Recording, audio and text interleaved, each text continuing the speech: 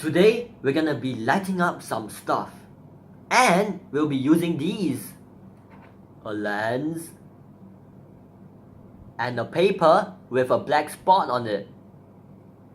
Alright guys, we are now at the experiment site and I'll be using this frame to position the lens.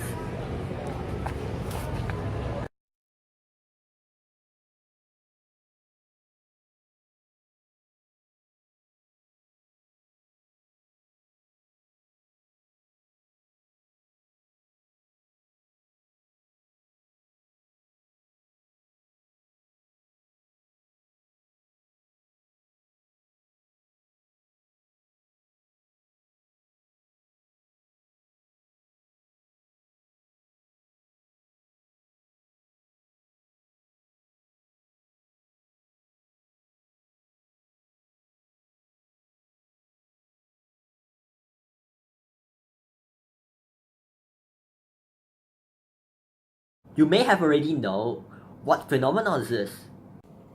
So what happened? Light is basically a wave, an electromagnetic wave to be precise. These waves have crease and between these crease there's wavelength. We see a ray of waves passing through a barrier from air into a denser medium, glass. This is the normal. The angle between the incident ray and the normal is called incident angle, annotated by I, while the angle between the refracted ray and the normal is called a refracted angle, annotated by R.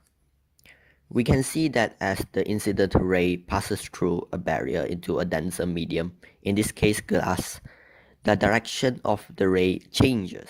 The refracted angle is now smaller than the incident angle. This phenomenon is called diffraction, and it happens because as light travels through a denser medium, its speed decreases. The initial refracted ray slows down, resulting in a shift of direction. At the same time, its wavelength also decreases. But Jin-chan, the two mediums don't look alike. True, a lens is converged, but the example I gave is plain. However, if we look back at the experiment, we see that there's a point where the light is the most concentrated. We call this the focal point. Between it and the lens, we have the focal length. The focal point is the point where all the directed ray intersects at. Now, let's take a look at the lens. The surface of a lens is similar to that of a circle, as it has a tangent. If we zoom in infinitely small enough, we find that the surface becomes increasingly flat. We call this the tangent.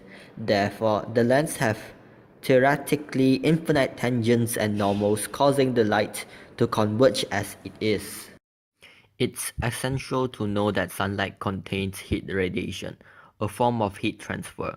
When these radiation converge at the focal point, the overall heat energy supplied over an area is incredibly high, so high that it can burn paper.